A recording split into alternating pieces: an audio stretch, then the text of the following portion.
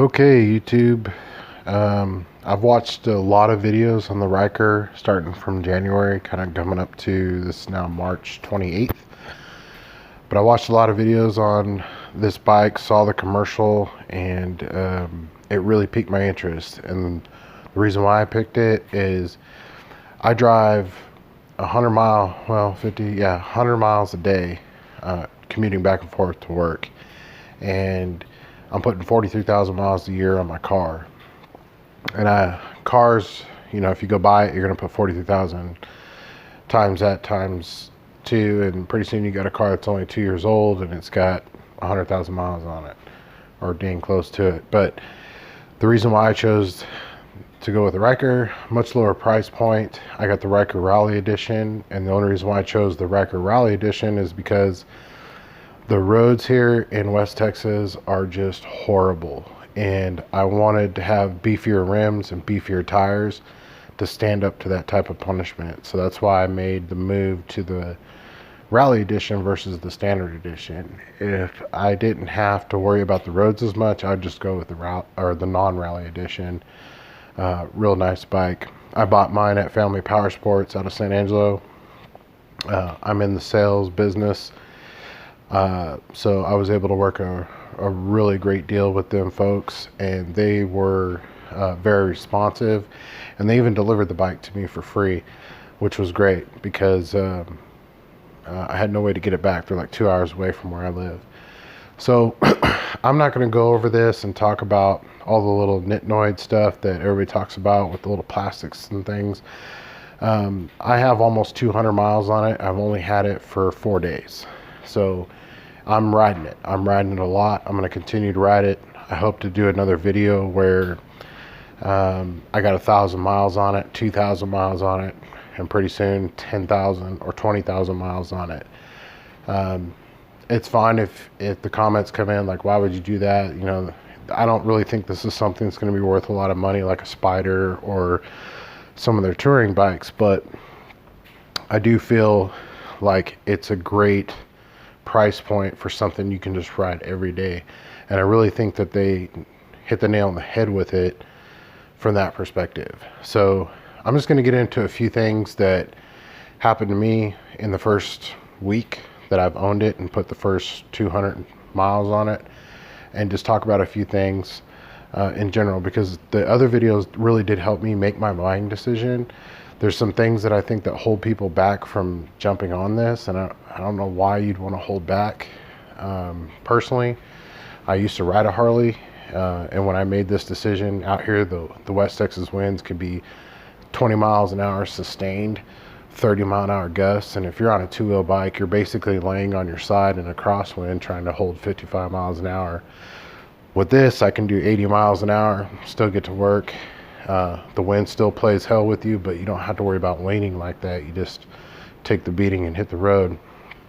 So some of the things that have not happened to me yet, I've seen in one video where this starts to rattle and make noise for the air intake coming in.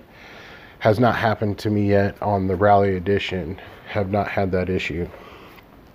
The drive shaft clunk.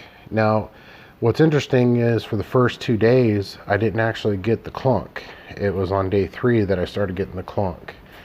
And I know that some of the people that have gotten the clunk are contacting the dealer to try to find something. I'm hoping Can-Am or BRP, whoever's going to own responsibility for this, will kick out a newsletter of some type saying, hey, that's perfectly normal, and that's fine if it's normal. I understand, being that it's a CVT transmission and the way everything engages. If it's not going to break, I don't care. But if it's something that they say, no, this is a fault, but we're going to replace them all under a manufacturer warranty, then hey, that's fine. I'm okay with that too.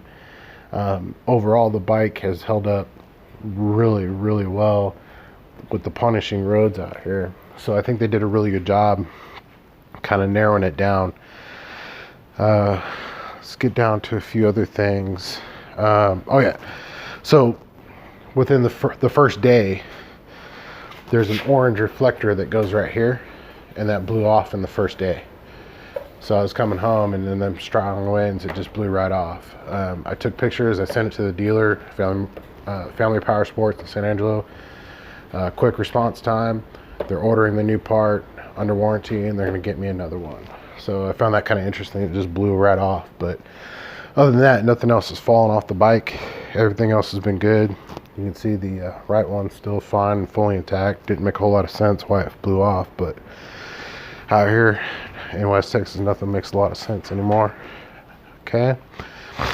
The biggest thing I can tell you is, if you've ridden bikes before, is if you get this, one of the big advantages is you just don't have to worry about too much. I mean, you're literally along for the ride. You just hit the gas and go, and that's it. And you have to think quad. You can't think street bike, because it rides more like a quad, not a street bike. If you've never ridden one before, you're gonna love this thing, because you just get on it, put it in gear, and you just go. It does get a little squirrely in the wind. The wind will get pushing on it pretty hard, and it'll push that tail end around, but it's never gotten out of control. It's always just been kind of, it pushes it around a little bit, and then it just straightens right up. And I don't know if that's just because of the trike design or the traction control kicking in. One thing I'll tell you is, I'm not a small guy. I can get up to about 240 on my best day, and maybe 220 on my worst day, right? So I was originally riding this in one, with my big butt on here, and with the rough roads here, this swing arm is actually bottoming out, and you can keep hearing it clunk. So I now have it on two, and on the way to work this morning and the way home, I actually didn't hear any clunk. So I think two is a good position. It's still keeping it soft without it bottoming out. Okay, let's see. There's been a few other things that they talk about. All the fairings hold in place really good. The storage bin, everybody just kind of talks about it in general, but I've been able to shove a lot of stuff in there, including my big drink cup that I like to carry, and my big Yeti cooler thing, and I throw it in there, dump the water out, throw it in there. I got my riding gloves in there now, but yeah, I mean, great bin. And I always forget to lock it. I have a tendency to push it down and forget to lock it, but it's never flown open. Most of the time I forget I didn't lock it. So real good design on that. No other rattles that I've been able to pick up. And I'm telling you, I got 15 years in the service. I got a bad back, I got bad shoulders, bad hip, bad knees, and that's another reason why this attracted me to the bike. Is the second I sat on this thing with my bad back and hip, it was just comfortable. And riding it so far for 4 days, an hour, 2 hours a day, over some pretty crappy roads out here, I've been very comfortable. Definitely get this backpack or piece on there, because I lean against that as I'm riding down the road. Really comfortable. Everybody's shown it. It holds a lot. I got my jacket in there. I got the inner liner to my other jacket in there. I mean, just very handy to have, besides having that cargo bin up front. Okay, so one of the things that's kind of been chapping my butt is the fuel mileage. So, and everybody wants to talk about the fuel mileage, and there's not a lot on the website right now as of March 28th, 2019. There's just not a lot about it, and everybody's just kind of throwing a wag out there saying, oh, it should be about this, it should be about that. But so when I bought the bike, the first day I got it, I didn't change anything on it. I just got on it and I rode it home. Had a full tank of gas. I rode 50 miles. By the time I got to close to my house, I had 1 bar of gas left on there. I went immediately to the gas station. I thought to myself, I made the worst decision of my life. Like, this thing is only getting like 7 miles to the gallon. Got home, got on YouTube, remembered, oh yeah, you got to switch it to economy mode. I switched it to economy mode, and then I hopped on the bike, rode to work 50 miles, and the gauge didn't move. And I'm going to show you that now, because I did the same thing today. And the gauge didn't move. Well, when I rode to work, there wasn't hardly any wind. So later that day, driving home, 30-mile-an-hour winds, coming home, and I burned half a tank of gas coming home. So I was like, well, I should be fine for the next morning. So this morning I rode it in.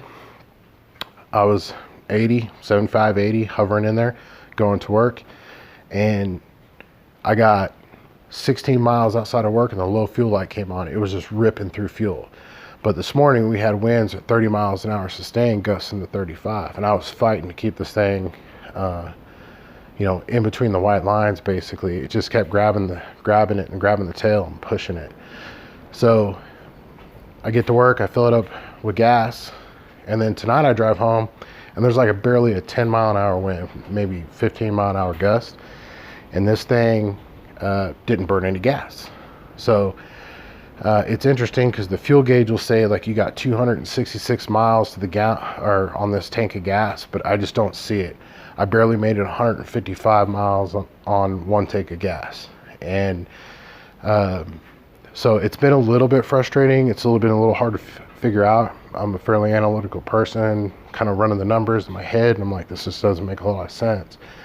But it hasn't turned me off of the bike, because I would imagine that it's probably the same on many other bikes. It's not any different. It's been a long time since I've been in this situation riding a bike, and in this situation driving it back and forth to work every day as a daily driver. I mean, I haven't done that in probably a decade.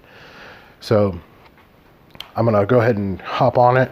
Now, a lot of the videos will tell you like, okay, you gotta flip the switch, press the power button, roll it forward, put your foot on the brake, and then hit the button. I'm here to tell you in 4 days, and I'm kind of just very quick and haphazardly firing this thing up. I flip it on, I hit the button, roll it forward. I already got my foot on the brake, and I hit the start button, and it fires right up. So whatever configuration they're showing you online, I don't really think it matters. As long as you got your foot on the brake and you roll the throttle forward and hit the switch, it's going to fire up, no problem. So let's take a look at this gauge. So I drove a total of 50 miles today, and you can see that on the trip A meter because I reset it when I got gas. So 50 miles, full tank of gas. Doesn't make a whole lot of sense to me. It says 272 miles to this tank. Where yesterday on the way home, it was sitting at full bar. On the way home, it dropped a bar, maybe in the first 20 miles. And then for the last 20 miles, it just dropped bars all the way down and got to half a tank. And that was in those 30 mile an hour winds. This morning when I went to work, again, dropped 30. It dropped all the way down and then went low fuel. I had no bars and I was panicking like, man, am I gonna make it? And I did make it. When the low fuel light came on and that low bar disappeared, I drove for almost another 15 miles before I hit the gas station. So I don't know if this needs to be recalibrated or something. Maybe BRP, Can-Am, whoever's owning this, whoever's going to take over and say, hey, we'll fix that. I think that's something that's got to be fixed because it's throwing me off. I just don't feel like with as much computer control that this thing has that it should be that far off. You know, if the wind's really affecting it and cutting it down, then it should adjust this, no problem. Fuel stat, yeah, 27.2. So, you know, it's not great, but it's still kind of amazing to go 27.2 miles in a 30 mile an hour wind. But again, I don't see why it's ripping through that gas so quickly. So, but like I said, tonight I drove home, 10 mile an hour wind, maybe gusting to 15, and it did a really good job. Let's show you how many miles I got on it so far, just so you can see. Turn that on.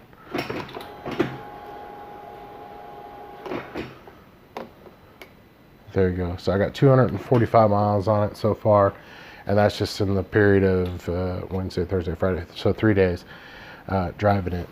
So, but so far, no problems. One thing I wish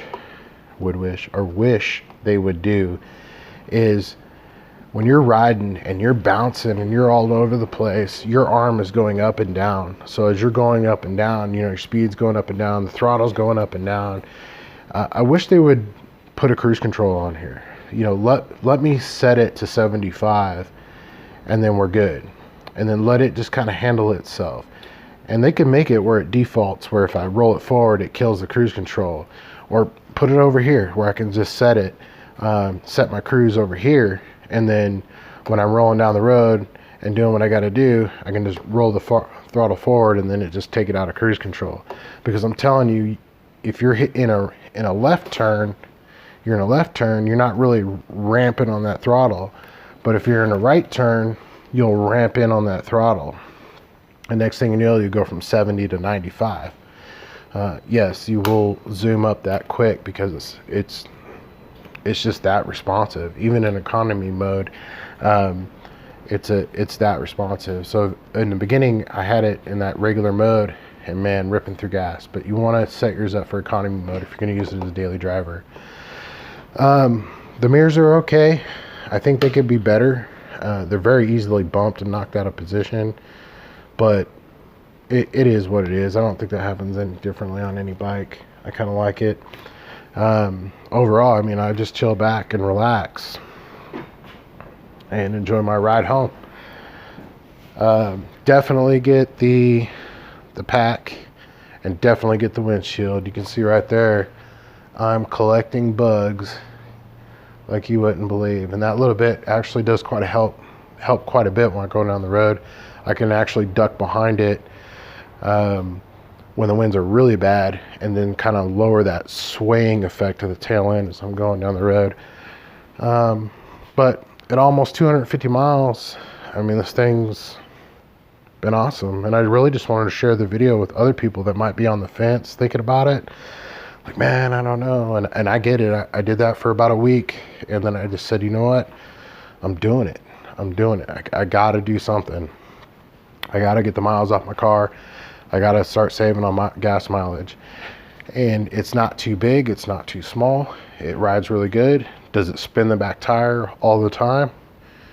In eco mode, not as much, because the throttle's not as quick to respond. But even in eco mode, I've made some turns and kind of rolled into the throttle and it busted loose. But then the traction control kicks it on and it straightens right up. And I mean, it's so easy to ride.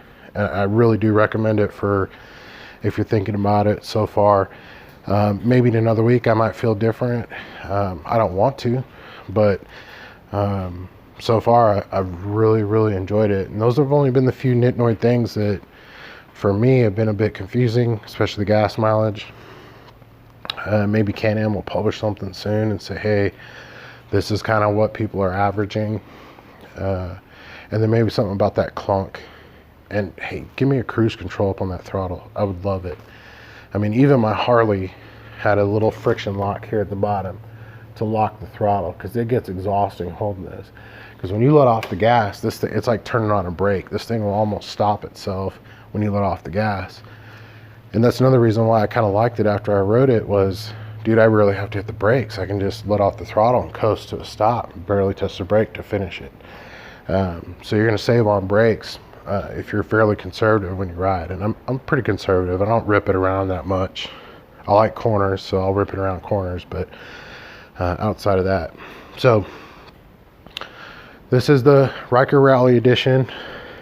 I think the factors to consider between the normal Ryker and the Rally edition is what type of surface you think you're going to ride on.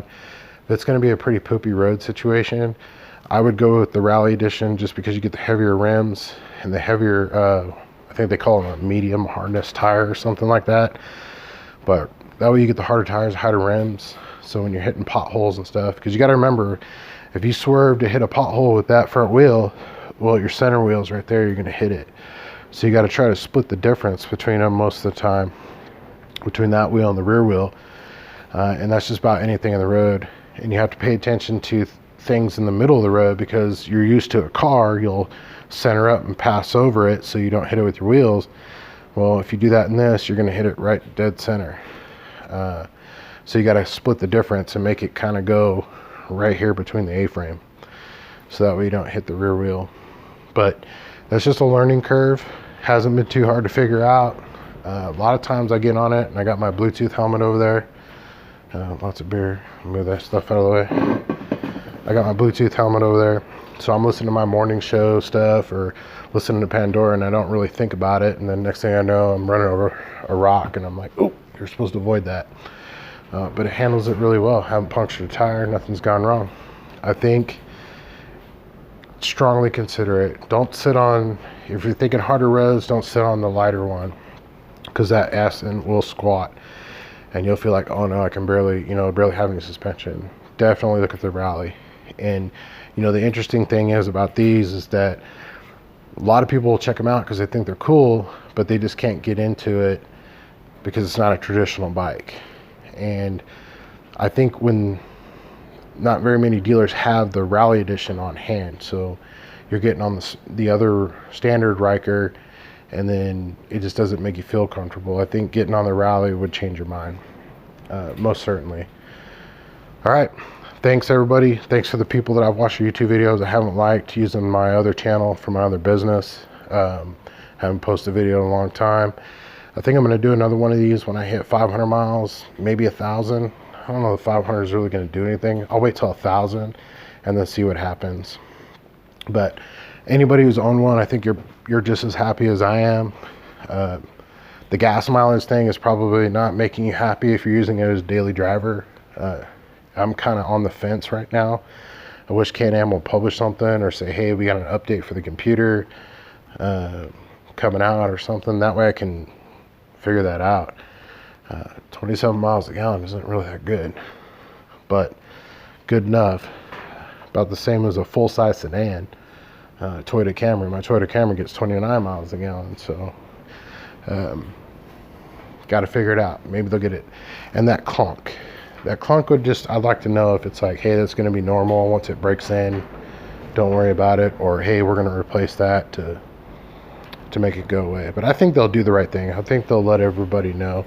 I think they know they hit a really good market, and there's going to be a lot of interest in this. Probably not so much right now, but in the next 3 to 4 months, as these start hitting out and these reviews are going out, people are really gonna start considering these bikes.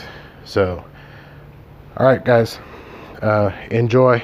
Any questions, just put them in there. I may not be quick to respond, but I'd love to share it because I really do enjoy this bike.